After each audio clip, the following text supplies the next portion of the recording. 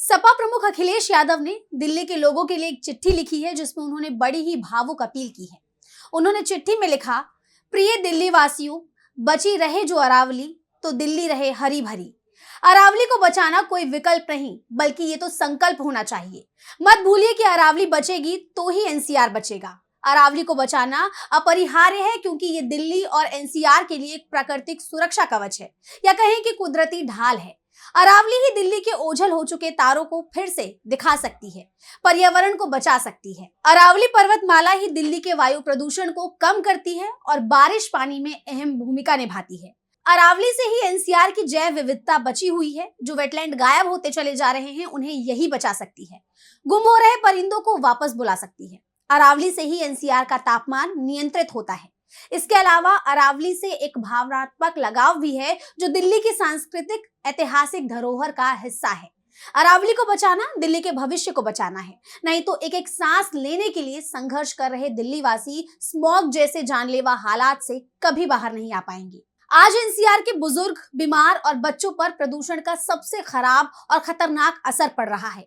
यहाँ के विश्व प्रसिद्ध हॉस्पिटल और मेडिकल सर्विस सेक्टर बुरी तरह प्रभावित हुआ है। जो लोग बीमारी ठीक करने के लिए दिल्ली आते थे वो अब और बीमार होने नहीं आ रहे हैं। यही हाल रहा तो उत्तर भारत के सबसे बड़े बाजार और आर्थिक केंद्र के रूप में भी दिल्ली अपनी अहमियत खो देगी। विदेशी तो छोड़िए, देश के पर्यटक भी यहाँ नहीं आएंगे। ना ही दिल्ली में कोई बड़ा इवेंट आयोजित होगा, ना ही कोई राजनीतिक, शैक्षिक, अकादमी, सामाजिक, सांस्कृतिक, साहित्यिक सम्मेलन आयोजित होगा, ना ही ओलंपिक, कॉमनवेल्थ या एशियाड जैसी कोई बड़ी खेल प्रतियोगिता आयोजित होगी। यहाँ का hotel, restaurant, taxi cab, guide, handicraft business, हर काम कारोबार और अन्य सभी आर्थिक सामाजिक गतिविधियां ठप हो जाने के कगार पर पहुंच गई हैं। जब प्रदूषण की वजह से हवाई जहाज नहीं चलेंगे, ट्रेनें घंटों लेट होंगी, सड़क परिवहन असुरक्षित हो जाएगा तो दिल्ली कौन आएगा। यहाँ तक कि इसका असर भी ये पड़ेगा कि लोग अपने बेटे बेटी की शादी तय करने से पहले दिल्ली के हवा पानी के बारे में सोचने लगेंगे।